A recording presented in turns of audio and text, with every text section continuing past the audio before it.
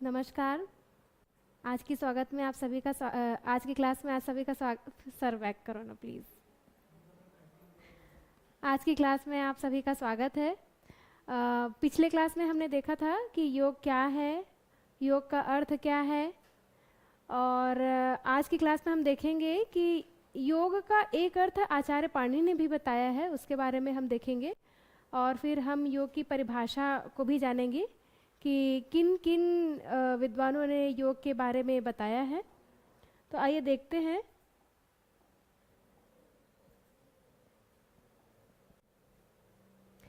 देखिए, पिछली क्लास में हमने देखा था कि योग शब्द की उत्पत्ति युज धातु से हुई है, जिसका अर्थ है सम्मिलित होना, एक होना, है ना। तो किन्हीं भी दो तत्वों का मिलन योग कहलाता है, और ऐसा देखा जाए तो आत्मा से परमात्मा का मिलन ही योग है। तो हमने इसके बारे में डिस्कशन कर चुके थे हम।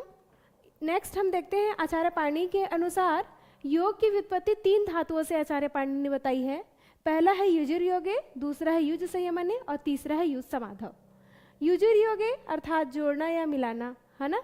तो युजुर्योगे आप पहले जो योग की जो अर्थ देखे हैं वैसा ही है सेम। युजुर्योगे अर्थात जोड़ना या मिलाना, किन्हीं भी दो चीज़ों का जुड़ना या मिलाना योग कहलाता है। दूसरा है युज संयमने, वश में करना। किसको वश में करना? देखिए, संयम बरतना। हमारे जो लाइफ है, हमारे जो जनरल रूटीन का जो लाइफ है, उसमें हम लोग किस में संयम बरते? संयम मतलब अपने आप को कंट्रोल में करना। तो देखिए, जो हमने एक दिन और चर्चा किया था क्लास में कि हमारी जो इंद्रियां हैं, हमारे जो 5 ज्ञान इंद्रियां हैं, आँख, कान, नाक, जीभ और त्वचा, मैंने पिछली क्लास में भी आपसे डिस्कशन किया था। आँख, कान, नाक, जीभ और त्वचा, ये 5 सेंस ऑर्गन्स को हम ज्ञानेंद्रियों के नाम से जानते हैं, जिनसे हम ज्ञान अर्जित करते हैं, जिससे नॉलेज गेन करते हैं और अपने ब्रेन तक मैसेज पहुंचाते हैं। इन इंद्रियों को कंट्रोल करना योग कहलाता है ना। और कैसे करेंगे? देखिए, हमारी आँखों का जो विषय है, सब्जेक्ट है, वो कोई वस्तु होता है। हमारी आँखों का सब्जेक्ट क्या है? कोई वस्तु है। कान का सब्जेक्ट क्या है? कोई शब्द है। और जीभ का सब्जेक्ट क्या है? कोई भी टेस्ट है। तो ऐसे ही हमारे 5 ज्ञान इंद्रियों का अलग अलग सब्जेक्ट है, तो उसकी तरफ नहीं भागना है, बाहरी सब्जेक्ट की तरफ आपको नहीं भागना है। जैसे हमारी आंखें कोई बाहरी चीज़ों को देखती है, भौतिक जगत की चीज़ों को देखती है जो हमारे लिए अच्छा नहीं है, तो हमारा मन उधर बार बार भागता है। उसको कंट्रोल करना, उसको वश में करना। जो साउंड्स हमारे लिए अच्छे नहीं हैं, लाइक मैंने उस दिन आपको एग्जांपल दिया था कि डीजे के सॉन्ग्स जैसे होते हैं, हम लोगों ने पढ़ा था कि नॉइस पॉल्यूशन होता है, हमको हमारे कान का पर्दा भी फट सकता है, बहरापन आ सकता है ना। तो ऐसी आवाज़ों को सुनना, इससे कंट्रोल करना, है ना। तो ऐसे ही 5 ज्ञानेंद्रियों को अपने वश में करना, अपने मन के अनुरूप चलाना योग कहलाता है। तीसरा है युज समाधौ। समाधि की अवस्था का नाम ही योग है। समाधि सम प्लस आधि, समाधि सम प्लस आधि। आप लोगों ने आधि व्याधि का नाम सुना होगा, है ना। आधि व्याधि, व्याधि मतलब शारीरिक स्थिति और आधि मतलब मानसिक। जहाँ पर हमारी मानसिक स्थिति सम अवस्था में आ जाए, समाधि कहलाता है। तो वो जो समाधि की अवस्था है ना, जहाँ पर हमारा माइंड हमारे कंट्रोल में आ जाए, तो वो समाधि कहलाती है। और योग क्या है? समाधि की अवस्था है। हमारे माइंड को हमको कंट्रोल में करना है। तो यहाँ पर हमने आचार्य पाणिनि के अनुसार देखा योग की व्युत्पत्ति। अब आगे हम देखते हैं योग का डेफिनेशन क्या है। योग का डेफिनेशन क्या है? देखिए, परिभाषा अलग अलग विद्वानों ने अलग अलग तरीके से योग की परिभाषा बताई है। तो आइए जानते हैं। पहला है पातंजल योग सूत्र के अनुसार। आप सभी जानते हैं महर्षि पतंजलि के बारे में, है ना, जिनने पतंजलि योग सूत्र नामक एक सुंदर ग्रंथ लिखा है। छोटी सी पतली सी किताब है, लेकिन उसमें पूरा का पूरा योग को बिल्कुल वर्णन इतने अच्छे तरीके से दिया गया है कि हम अपने जीवन को कैसे अच्छा बना सके, हम कैसे अपनी इंद्रियों को संयम में रख सके, हम कैसे अपने मन को संयम में रख सके, हम समाज में कैसे उठ बैठ सके। इसके लिए महर्षि पतंजलि ने अलग अलग तरीके से यहाँ पे बताया है। ठीक है, मेरी आवाज़ कम आ रही है शायद। हेलो, अब देखिए महर्षि पतंजलि के अनुसार क्या है, योगश चित्त वृत्ति निरोधः, योगश चित्त वृत्ति निरोधः। आप सभी स्टूडेंट को ये चीज पता होना चाहिए, महर्षि पतंजलि एकदम कॉमन है, ये बिल्कुल कॉमन है योग की परिभाषा।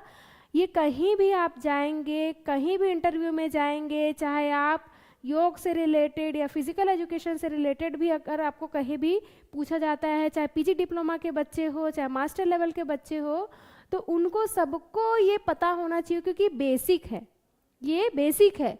तो योगश चित्त वृत्ति निरोधः, अर्थात चित्त की वृत्तियों का निरोध ही योग है, चित्त की वृत्तियों का निरोध ही योग है। अब देखते हैं चित्त क्या है ना।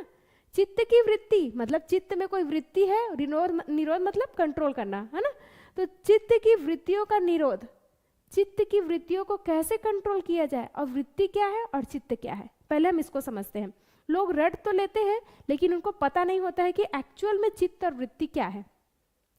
देखिए ये जो चित्त है ना, ये जो चित्त है इसको कर्माशय भी कहा गया है, कर्माशय, ठीक है। चित्त को कर्माशय भी कहा गया है। अब देखिए हम लोग का घर होता है ना, तो हम लोग को आश्रय स्थल होता है ना घर।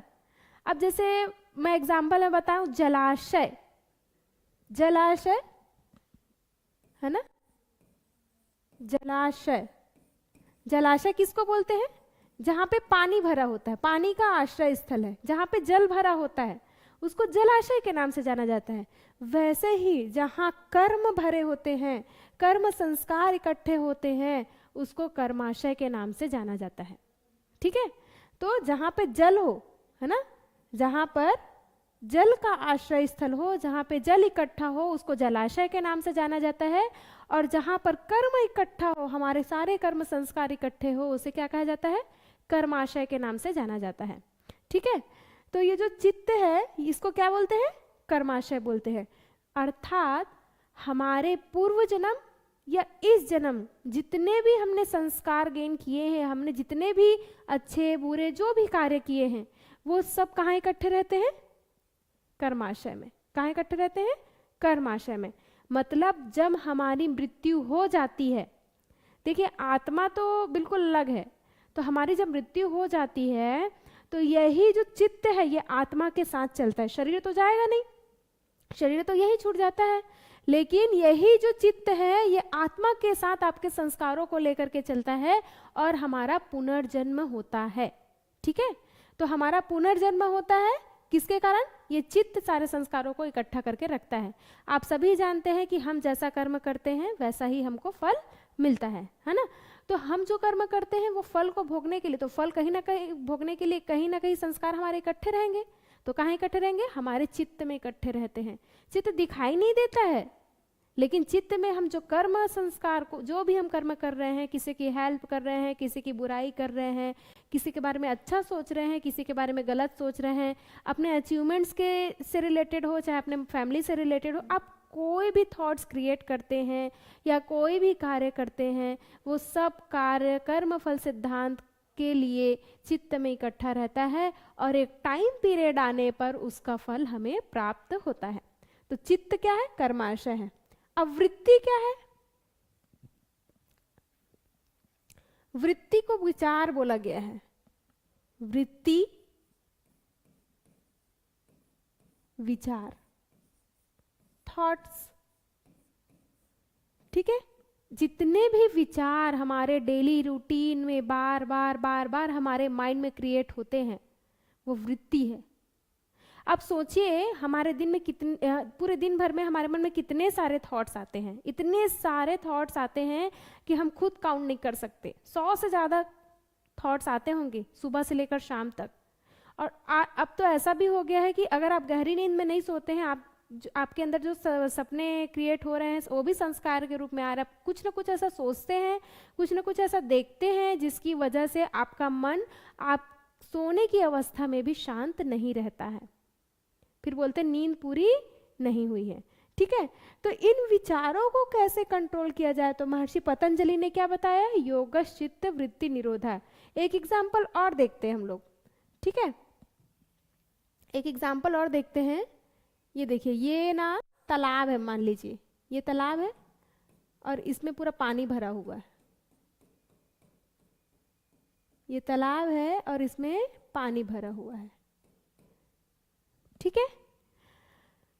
अब देखिए क्या होता है, तालाब को क्या बोला गया है, जलाशय, जलाशय, है ना।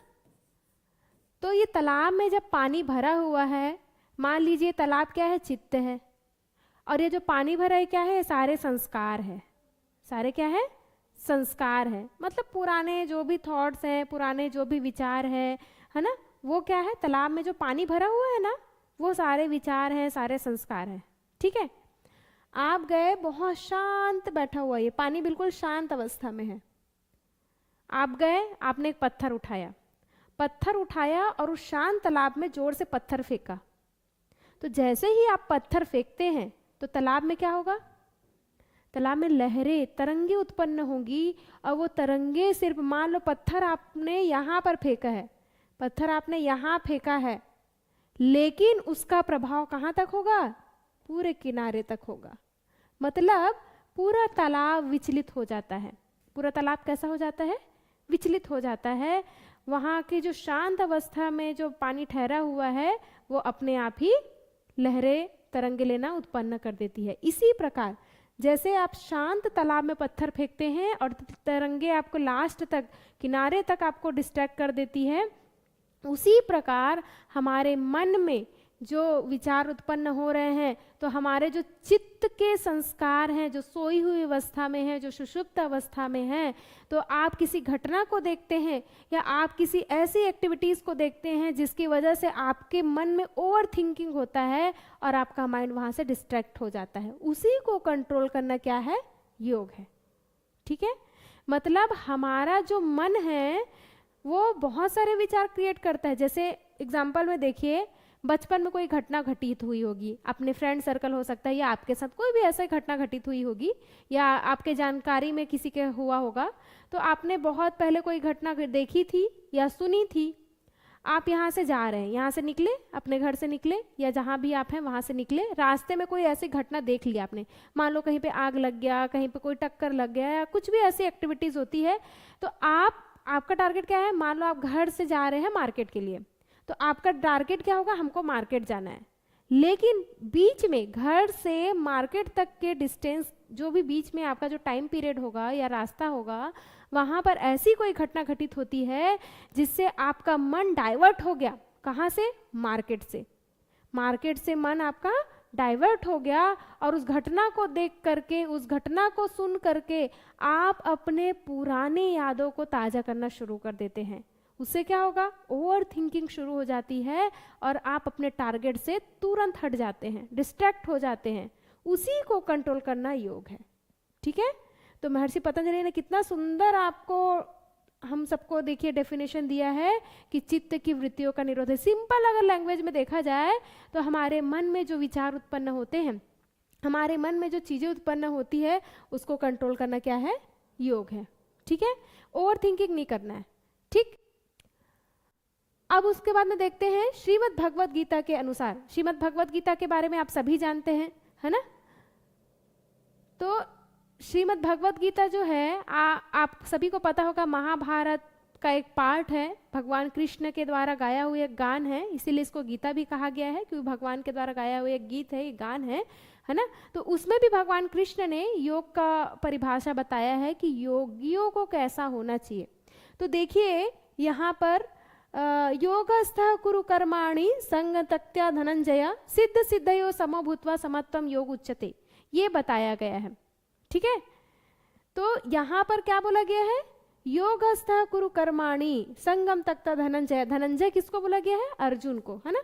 तो भगवान कृष्ण क्या कहते हैं, अर्थात हे धनंजय तू आसक्ति को त्याग कर। किसको त्याग कर, आसक्ति। अब देखिए आसक्ति क्या होता है, यह आसक्ति क्या होता है। आसक्ति मतलब अटैचमेंट। हम कोई भी कर्म करते हैं उसमें हमारा क्या होता है, अटैचमेंट होता है। अटैचमेंट होता है मतलब लगाव होता है।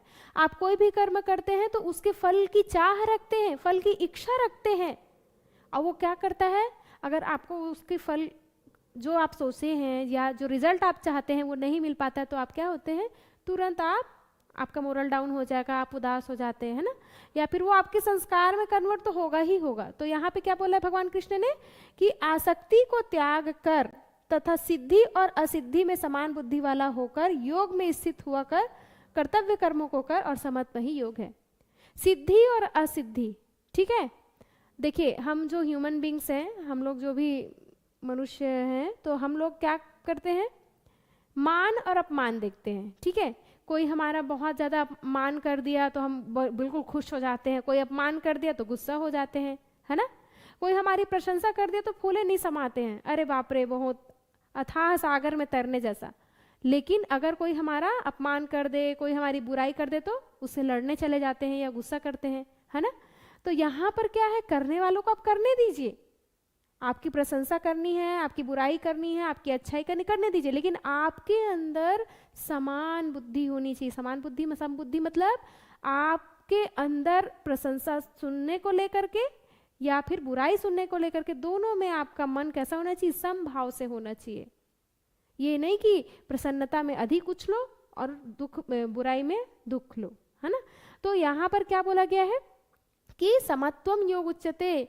आप किसी भी परिस्थिति, सर्दी गर्मी भूख प्यास, जो भी आपको परिस्थिति मिलता है उसमें समभाव हो करके, समान बुद्धि समान मन वाला हो करके आपको कर्म को करना चाहिए। कैसा कर्म, आसक्ति रहित कर्म।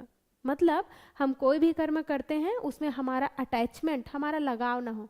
अब आप बोलेंगे कि लगाव नहीं होगा तो कर्म कैसे करेंगे, है ना। तो देखिए लक्ष्य को पाने के लिए लगाव तो हो, लेकिन अगर उसके फल ना प्राप्त हो तो भी आपको वहां से डिस्ट्रैक्ट नहीं होना है, ठीक है। भगवान कृष्ण ने कहा है कि हम जो भी कर्म करते हैं उसमें हमारे संस्कार अगर नहीं बनेंगे तभी हमें मोक्ष मिल सकता है, नहीं तो मोक्ष की प्राप्ति नहीं हो सकती, ठीक है ना। तो हमारा संस्कार ना बने, हमारे संस्कार हमारा पुनर्जन्म बार बार ना कराए, इसके लिए हमको कैसा करना चाहिए, आसक्ति रहित कर्म। आप किसी की मदद कर रहे हैं तो बिल्कुल निस्वार्थ भाव से करिए। आप जो भी काम कर रहे हैं बिल्कुल निस्वार्थ भाव से करिए, 100% देकर करके, लेकिन आपको कहीं भी इन चीज़ों को अपना अटैचमेंट नहीं जोड़ना है, अपना भाव अपना इंटेंशन आपको एक्स्ट्रा नहीं जोड़ना है, ठीक है। तो ये क्या है, समत्वम योग उच्यते। तो क्या है, सभी परिस्थिति में समभाव से रहना, समान बुद्धि भाव से रहना क्या कहलाता है, योग कहलाता है। नेक्स्ट देखते हैं, श्रीमद् भगवद गीता में ही दूसरा दिया गया है, बुद्धि युक्तो जहाती है उभय सुकृत दुष्कृते तस्मात् योगा युज्यस्व योगः कर्मसु कौशलम, ठीक है। तो इसमें क्या बोला गया है कि समबुद्धि युक्त पुरुष पुण्य और पाप दोनों को इसी लोक में त्याग देता है। देखिए यहाँ पे क्या बोला गया है, जिसकी बुद्धि जिसका मन समान भाव से कार्य करेगा वो कैसा करेगा, पुण्य और पाप को इसी लोक में त्याग देगा। अब देखिए अगर वो समबुद्धि नहीं रखेगा, समबुद्धि मतलब वो ऊंच नीच करेगा, मान अपमान ये सब चीजों में अपने मन को डिस्ट्रैक्ट करेगा, तो क्या होगा, पुण्य और पाप का भागी बनेगा कि नहीं बनेगा। लेकिन इन्हीं पुण्य और पाप कर्मों को वो बार बार पुनर्जन्म लेके भोगता रहेगा। लेकिन अगर कोई व्यक्ति समभाव से रहेगा, मतलब आसक्ति रहित कर्म करेगा, तो इसी लोक में ये जो जन्म लिया है इसी में ही वो पुण्य पाप को भोगेगा और वो मोक्ष की ओर आगे बढ़ जाएगा, है ना। अर्थात उनसे मुक्त हो जाता है। इससे तू समत्व रूप योग में लग जा, है ना। यह समत्व रूप योग ही कर्मों की कुशलता है, अर्थात कर्म बंधन से छूटने का उपाय है ना। कर्मों की कुशलता का नाम ही योग है। कर्मों में कैसा होना चाहिए, कुशल होना चाहिए। कैसा कुशलता होनी चाहिए कि हमको उसको कैसे करना चाहिए, पुण्य और पाप को जोड़ना नहीं है अपने भाग में, संस्कारों को त्याग देना है, पुण्य और पाप को अपने संस्कारों में जोड़ना नहीं है। आप जोड़ेंगे तो बार बार पुनर्जन्म होगा, चाहे आप अच्छाई करें चाहे बुराई करें, और उसको भोगने के लिए आपको आना ही पड़ेगा। और आत्मा का मेन उद्देश्य क्या है, उस परमात्मा से मिलन ही आत्मा का मेन उद्देश्य है ना। तो हम कितना भी हम ऐशो आराम की जिंदगी जी ले, कितना भी अच्छे पोस्ट पे चले जाएं, कितनी भी कुछ चीजें कर ले, लेकिन हम कहीं ना कहीं दुखी रहते ही हैं, कहीं ना कहीं सुख और दुख के भागी बन ही रहे हैं, है ना। तो मेन लक्ष्य क्या है मनुष्य जीवन का, कि उस कर्मों को इसी जीवन में भोगना है। ठीक है, आगे देखते हैं। शिव संहिता के अनुसार शिव और शक्ति का मिलन ही योग है। शिव और शक्ति का मिलन। ठीक है, अब देखिए शिव संहिता चूंकि हठयोगिक ग्रंथ है, तो हठयोगिक ग्रंथों में शिव का स्थान सहस्त्रार को और शक्ति को कुंडलिनी के नाम से भी जाना जाता है।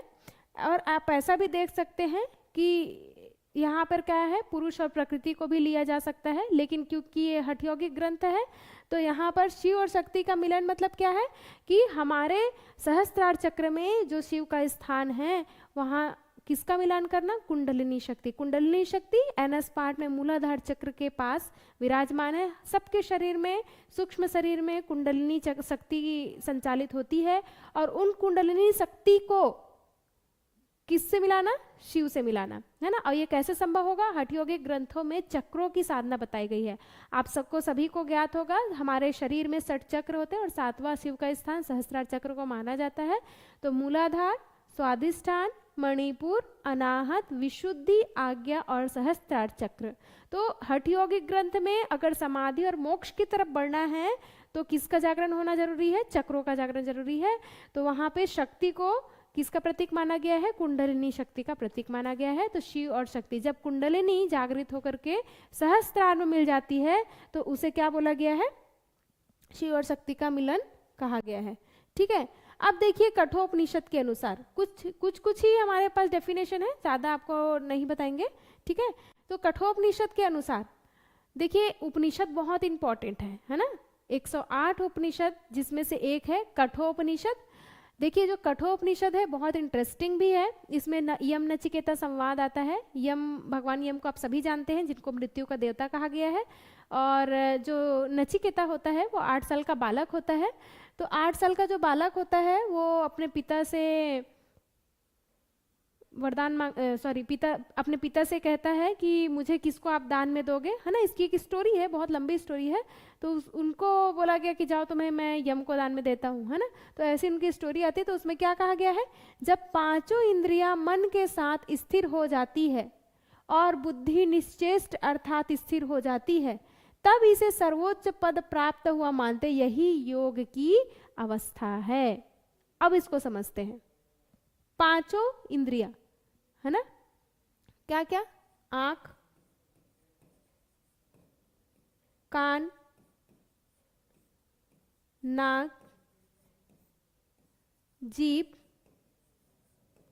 और त्वचा। ठीक है, ये क्या है, 5 ज्ञानेंद्रियां हैं। ठीक, आंख, अब हम शुरू से लेकर लास्ट तक जब हमने संयम के बारे में पढ़ा था उसमें भी हमने बताया था कि जो आंख है, आंख का सब्जेक्ट क्या है, कोई वस्तु हो सकती है जो दिखाई देता है। कान का क्या है, शब्द। नाक का क्या है, गंध। जीभ का है रस और त्वचा का क्या है, स्पर्श। ठीक है, इसको आप रूप भी बोल सकते हैं, वस्तु की जगह आप रूप भी लिख सकते हैं, किसी भी वस्तु के रूप को देखना। ठीक है, ये जो 5 ज्ञानेंद्रियां है ना, ये इसके क्या है, गुण है, सब्जेक्ट। जो 5 तत्वों के गुण हैं उसको इसके सब्जेक्ट के रूप में ले। तो आंख से आप क्या करते हो, किसी भी वस्तु के रूप को देखते हैं, चाहे कोई वस्तु हो सकता है, कोई मनुष्य हो सकता है, कोई तत्व हो सकता है। आंखों से हम क्या करते हैं, उस वस्तु के रूप को देखते हैं। कान से शब्द, नाक से गंध और जीभ से रस और त्वचा से स्पर्श। ये 5 ज्ञान को हम किसको भेजते हैं, ब्रेन को भेजते हैं। तब ब्रेन क्या करता है, उसको पहचानता है और फिर इंडिकेट करता है कि हाँ ये है ना। आपको ये मान लो, ये क्या है, ये पेन है मान लो, है ना। तो आपने देखा, आपको बचपन से सिखाया गया ये पेन होता है, ये पेंसिल होता है, ये माइक होता है, ये ऐसा होता है, वैसा जो भी हमको सिखाया गया। तो आप क्या करते हैं, एक बार देखते हैं, स्कैन करते हैं आंखों से और उसको देखते हैं। उसके बाद आपका ब्रेन, आपका जो माइंड है वो आपको फिट कर लेता है कि हाँ ये है। तो आप बार बार जब उसको रिपीट करते हैं तो वो आपका सब्जेक्ट के रूप में आप फिर फॉर्म में आता है। यहाँ पे क्या बोला, जब 5 ज्ञानेंद्रियां मन के साथ स्थिर हो जाती है। अब भाई देखो, अभी तो हमारी सभी ज्ञानेंद्रियां भागती रहती है, मन के साथ स्थिर नहीं होती है।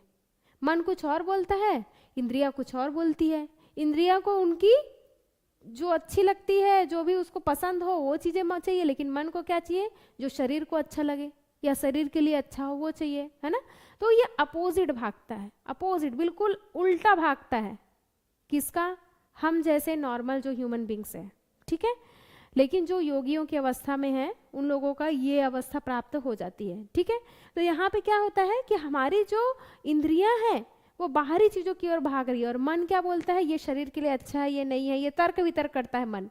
तो कठोपनिषद में क्या बोला गया है, जब हमारी पांचों इंद्रियां मन के साथ स्थिर हो जाती है, हमें अपनी इंद्रियों को कंट्रोल में करना, क्योंकि मन तो सही डायरेक्शन दे रहा है, इंद्रियां ही गलत डायरेक्शन में भाग रही है, तो उनको अपने वश में करना है। और बुद्धि भी निश्चय, और बुद्धि भी तब स्थिर हो जाएगी तो हमारा डायरेक्शन, हमारी दिशा क्लियर हो जाएगी, ठीक है ना। उसी को योग की अवस्था कहा गया है, ठीक है। सिंपल लैंग्वेज में अगर बोले तो इंद्रियों को वश में करके अपने मन के अनुरूप चलाना योग है। नेक्स्ट है अग्नि पुराण के अनुसार ब्रह्म में चित्त की एकाग्रता को योग कहा गया है। ये बहुत इंटरेस्टिंग है, ब्रह्म, ठीक है, क्या, ब्रह्म। अब देखिए ब्रह्मा जी को सभी जानते हैं जिसने सृष्टि की रचयिता की, है ना, उनको सभी जानते हैं ब्रह्मा जी को जिसने सृष्टि की रचयिता की, लेकिन ब्रह्म को कौन जानता है, ब्रह्म को कौन जानता है, ब्रह्म को कोई नहीं जान सकता। हम जैसे लोग तो अभी सिर्फ पढ़ सकते हैं लेकिन जान नहीं सकते, पुस्तकों में पढ़ सकते हैं ब्रह्म ऐसे होते हैं वैसे होते हैं ना। देखिए ब्रह्मा जी, ब्रह्मा विष्णु महेश की बात करें तो ब्रह्मा जी सृष्टि के रचयिता के रूप में है, लेकिन ये जो ब्रह्म है ना, ये ब्रह्म क्या है, ब्रह्मा जी को आपने देखा होगा कि ऐसा बताया जाता है कि उनका सिर है ना, 4 सिर बना हुआ है, वृद्ध अवस्था में है ये, है ना, उनकी आयु ऐसी बताई गई है, एज दिखाया गया है ऐसा, है ना, और वो सृष्टि का निर्माण करते हैं। तो लेकिन ये ब्रह्म है, ये ब्रह्म क्या है, जिनका कोई शरीर नहीं है। देखिए ब्रह्मा विष्णु महेश ये भी अपने कर्मों से बंधे हुए हैं, है ना। सृष्टि का निर्माण करना ब्रह्मा जी का है, पालन करना विष्णु जी का है, और संहार करना भगवान शिव का है ना। तो यहाँ पे क्या है, वो भी अपने कर्म संस्कार से बंधे हुए, अगर वो अच्छा या बुरा कर्म करते हैं तो वो भी अपने आप को पनिश करते हैं। लेकिन ये जो ब्रह्म है, ये जो ब्रह्म है ये क्या है, एक पावर है, एक चेतना है जो दिखाई नहीं देता, ये दिखाई नहीं देता, सिर्फ एक इतना मतलब एक कॉस्मिक एनर्जी टाइप का एक पावर है जो हमारे साथ चलता है। ये ब्रह्म के पास हाथ पैर नहीं है, ये ब्रह्म के पास कर्म नहीं है, हाथ पैर नहीं तो कर्म भी नहीं कर सकता ये, है ना।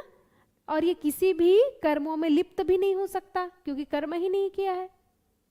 इनकी कोई दिशा नहीं है, इनका कोई घर नहीं है, ये क्या है, अपने आप में परिपूर्ण है। ये ब्रह्म जो है ना एक पावर है जो पूरी सृष्टि को चलाने का काम करता है, और इसी से सबकी उत्पत्ति है। एक सूखा पत्ता जो है जिसमें जान नहीं होती है, पेड़ के सूखे पत्ते को भी जो हवा में उड़ा रहा है वो कौन है, ब्रह्म है। अग्नि को जो अग्नि प्रज्वलित करा रहा है, आग दे रहा है, वो कौन है, ब्रह्म है। यूनिवर्स को सोचो, इतना बड़ा ब्रह्मांड है और बिना किसी सहारे के वो सारे आपके ग्रह नक्षत्र चल रहे हैं, उसको संचालित करने वाला कौन है, ब्रह्म है, ठीक है। तो ये जो ब्रह्म है पर ब्रह्म कहा गया है, जो दिखाई नहीं देता है, जो सबके अधिष्ठाता हैं, सबके गुरु हैं, उसमें किसको, अपने चित्त की एकाग्रता को योग कहा गया। ब्रह्म में चित्त की एकाग्रता, अपने चित्त को कहाँ लगाना है, सिर्फ और सिर्फ ब्रह्म में लगाना है, उसी को क्या कहा गया है, योग। अब एकाग्रता शब्द यूज हुआ है, एकाग्रता, जैसे हम मेडिटेशन करने बैठते हैं, जनरली लोग बोलते हैं हम तो मेडिटेशन करते हैं, हम तो मेडिटेशन करते हैं, ऐसा बोलते हैं, ठीक है।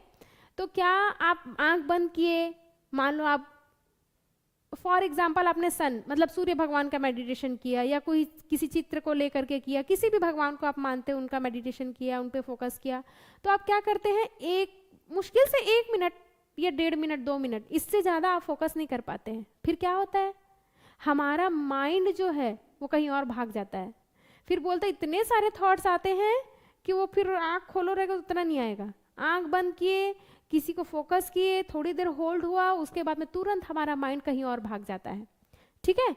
तो यहाँ पे क्या होता है, एकाग्रता शब्द इसीलिए यूज किया गया है। एकाग्रता मतलब कॉन्टिन्यूस में फोकस करना, कॉन्टिन्यूस में। अब ये क्या है, कोई साधक मान लो ध्यान कर रहा है ना, और ब्रह्म को उसने ध्यान किया, और ध्यान करने के बाद में कुछ समय बाद में वो वहां से डिस्ट्रैक्ट हो गया, तो क्या उसको मोक्ष मिल सकता है? क्या वो योग की प्राप्ति कर सकता है? नहीं कर सकता। लेकिन कॉन्टिन्यूस में जब एकाग्र रहता है तो उसे क्या कहा गया है?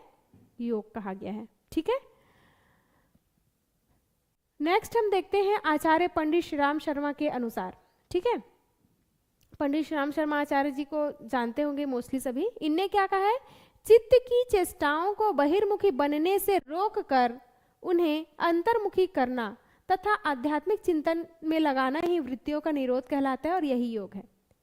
चित्त की वृत्तियों को क्या करना? बहिर्मुखी बनने से रोककर। हमारा जो मन है ना, हमारे मन में जो जितने भी थॉट्स क्रिएट होते हैं वो क्या सोचते हैं?